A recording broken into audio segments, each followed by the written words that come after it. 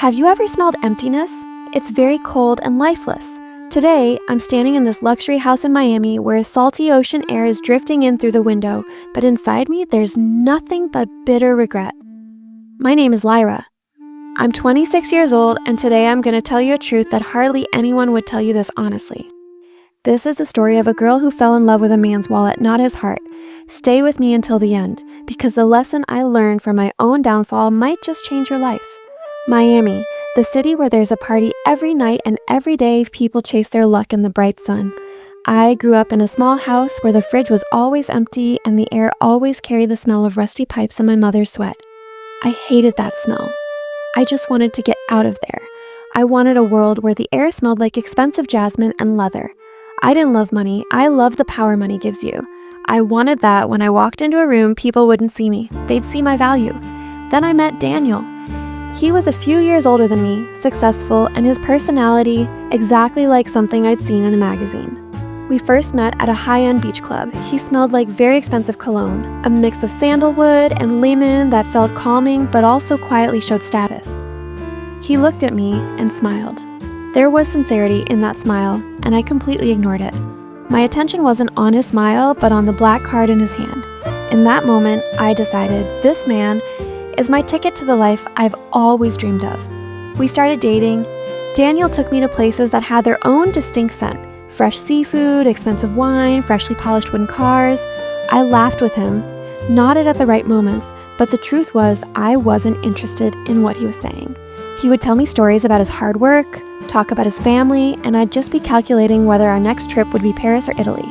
To me, Daniel wasn't a person. He was a bank. I never let him get close to my soul because I was afraid that if I really got to know him, I might actually fall in love with him, and my selfishness would weaken. The relationship grew deeper, or at least Daniel thought it did. He bought a penthouse in the most upscale part of Miami. The house smelled like a dream. Fresh cut lilies in every corner and that new wall scent in the air. He said to me, "Lyra, this is our home. I want us to build our memories here." I hugged him, but my eyes were searching for the designer bags in the corner of the room. I remember one evening, he came home exhausted from work. He smelled like sweat and cigarettes, a bitter, tired kind of smell. He just wanted to hold my hand, but I pulled my hand away and said, "Daniel, go take a shower first. I can't stand this smell." In that moment, I saw the pain in his eyes and ignored it. Time passed and my demands kept growing. A house and a car weren't enough anymore. I wanted everything that would show the world how far I'd climbed. Daniel never said no, but I started noticing that slowly, the scent of that house was changing. The fresh flowers began to wilt faster. Daniel talked to me less. He would just look at me as if searching in my eyes for the Lyra he had fallen in love with, but all he found there was emptiness and greed. Instead of getting closer to him, I was closer to his credit card. I had forgotten that a relationship isn't a transaction, it's a feeling. Then came the night that changed everything. Daniel had an accident. When I got the call, I was in an expensive jewelry store looking at a diamond. I rushed to the hospital. The sharp smell of disinfectant and medicine almost choked me. Daniel was lying there in the hospital bed wrapped in bandages. There was no expensive cologne, no luxury. He was just a man, weak and broken. He slowly opened his eyes and held my hand. His hand smelled cold and lifeless. He said, "Lyra, I thought I was going to die today. And you know what? When I thought I was dying, I didn't think about the money I earned. I only thought about you." Seeing that truth in his eyes made my heart shake. He continued, "But what hurts me is, if I had died, you wouldn't miss me. You'd miss my money." He let go of my hand. That moment was a mirror for me. I realized that the poverty I had been running from didn't smell nearly as bad as what was inside me. I was losing a man who loved me even when I had nothing, and I had used him like an object. For the first time, I felt disgusted with myself. When Daniel came home from the hospital, things weren't the same. I tried.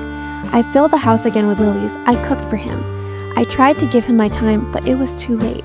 The air no longer held that old warmth. Daniel didn't break up with me. He just went quiet. That silence was more painful than any scream. He would sit next to me, but his soul wasn't there. One day, I saw his wallet lying on the table, the same wallet I once loved. I picked it up and smelled it. It still carried that faint sandalwood scent, but now it felt sharp, almost cutting. One morning, I woke up and the penthouse was empty. Daniel was gone. He left me a letter and a check. The letter only said, "Lyra, I gave you everything you wanted. Now let me go find what I wanted. Maybe one day you'll find yourself too." Standing in that empty house, I looked at my millions worth of jewelry for the first time, and it all felt like dirt. I remembered that old damp house where my mother still lived. At least there was warmth in the love. Here, there was only cold marble and lifeless walls. Today, I walk the streets of Miami, and whenever I catch a hint of sandalwood and lemon in the air, my stomach drops. What I lost wasn't money. I still have money. I lost the man who saw beauty in me even when I was at my worst. I loved his wallet and crushed his heart, and believe me, regret has no price tag. You can buy the most expensive perfume in the world, but you can't change the scent of your soul. Sometimes, we get so blinded by shiny things that we end up extinguishing the very light that was guiding us. If you have someone who loves you not for your status but for your simplicity, don't ever lose them.